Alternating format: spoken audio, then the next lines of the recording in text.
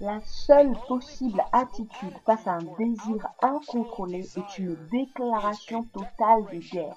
Une déclaration de guerre par tous les moyens. J'entends tellement de chrétiens murmurer au sujet de leurs imperfections, de leurs échecs, de leurs addictions, de leurs manquements. Et je vois si peu de guerre.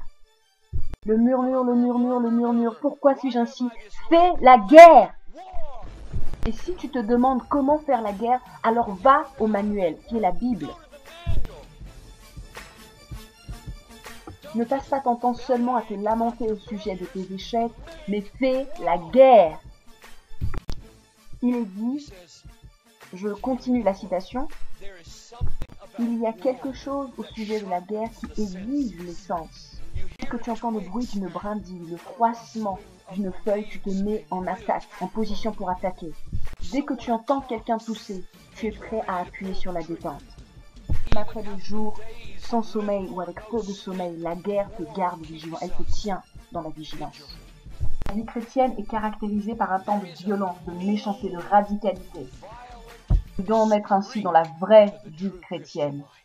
Maintenant, faisons très attention et posons la question suivante. Violence contre qui? Ou contre quoi? La violence non contre les autres personnes. Non contre les autres personnes. Non contre les autres personnes. Non contre les musulmans. Non contre les hindous. Non contre les bouddhistes. Non contre les athées. Non contre les non-croyants. Non contre les chrétiens dénominationnels. Pas non plus contre nos femmes, nos maris, nos enfants, ni nos employeurs. Mais contre toute tendance en nous, dans notre âme, à être violent contre les autres. La violence dans la vie chrétienne contre nous-mêmes. La violence radicale contre tout ce qui en nous aurait tendance à faire la paix avec le péché. La guerre contre tout état d'esprit voulant être en paix avec le péché. Nous faisons la guerre contre cela. La violence contre toute envie en nous. Contre tout désir qui nous rend esclaves de la nourriture, de la caféine, du sucre, du chocolat, de l'alcool, de la pornographie, de l'argent, de la gloire des hommes, de l'approbation des autres, du pouvoir, de la gloire, de la renommée. C'est cela notre ennemi. C'est contre cela que nous faisons la guerre et c'est une violence contre tout racisme dans notre âme, contre toute indifférence, contre toute injustice dans nos âmes. L'indifférence face à la pauvreté, l'indifférence face à l'avortement, et cela dans notre âme. Ne savez-vous pas, n'avez-vous pas remarqué que dans la guerre, dans l'épître romain, Satan n'apparaît pas avant le chapitre 16. Et nous avons tendance à penser à la guerre spirituelle comme étant un moment, un instant ou une guerre au cours de laquelle nous trouvons un moment pour prier, où nous avons besoin d'imposer les mains, ou encore faire quelque chose contre Satan. Cela est important. Oui, croyez-moi, cela est important. Car nous n'avons pas à lutter contre la chair et le sang, mais contre les dominations, contre les autorités, contre les princes de ce monde des ténèbres, contre les esprits méchants dans les lieux célestes. Cela est important, mais vous savez quoi? Ce n'est pas aussi important que ceci. Car le seul accès de Satan pour t'atteindre, c'est au travers de ta chair et du péché dans ta vie. Car nul ne va en enfer à cause de Satan. La seule raison pour laquelle l'homme se retrouve en enfer, c'est le péché. Plus important que de combattre directement contre Satan, c'est combattre contre le péché. Et cette guerre en Éphésiens chapitre 6 au verset 13 est beaucoup plus importante que le fait d'identifier le diable et de combattre contre lui. Tu dois le comprendre. Car mon plus grand ennemi, ce n'est pas Satan. Mon plus grand ennemi, c'est John Piper. Il est la seule raison pour laquelle je pourrais aller en enfer. Et non pas Satan. Satan, tu n'as absolument pas ce genre de pouvoir. C'est la raison pour laquelle je me préoccupe réellement du fait que nous apprenions à mener cette guerre, que nous apprenions comment combattre. La chrétienté biblique, ce n'est pas le fait de vivre paisiblement avec le monde comme le fait la religion. Comme certains chrétiens qui vivent chaque jour leur vie ainsi.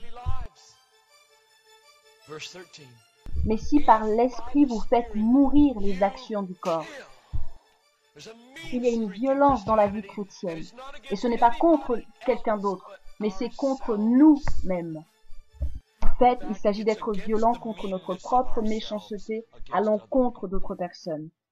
Si vous réalisez que vous êtes quelqu'un de méchant contre d'autres personnes, quelqu'un de dur contre les autres, quelqu'un de critique contre les autres, vous savez quel est votre problème? C'est que vous n'avez pas appris à faire la guerre. Vous n'avez pas appris à être méchant. Vous n'avez pas appris à être violent contre votre violence, contre votre méchanceté, contre le fait de toujours critiquer les autres.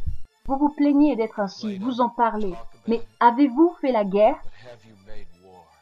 La guerre contre cela 24 heures sur 24, 7 jours sur 7, l'avez-vous fait? De murmurer, pourquoi suis-je ainsi? Pourquoi suis-je ainsi? Fais la guerre!